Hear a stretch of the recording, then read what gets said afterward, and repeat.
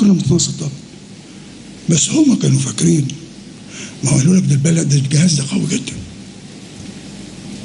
برضه بدأوا ينطروا، ده ما فيش واحد، ده انا هحكي لحضرتك على الواقع دلوقتي، ما فيش واحد الا مسجلين له.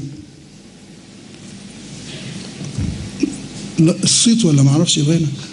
أو طب ما احنا كنا بنكتشف بعض الحالات فيها قيم اخلاقيه، احنا قلت بقى ان كان في ضوابط قانونيه ان انا بستأذن النيابه، بس انا كنت بغرس بقى حته القيم الاخلاقيه. باجي اقول للاخوه ايه؟ لما تلاقوا انتوا بتسجلوا ووجدت الموضوع بعيد عن اللي انت عايزه،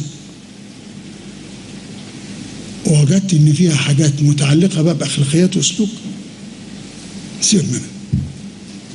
بس هات صاحبنا، هات صاحبتنا، وقولوا لها عيب، مش كويسه، ما صحش.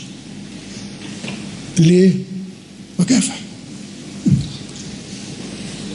منها مكافحه ومنها تجنيد. برضه بتكلم بوضوح، بس ما فضحهاش،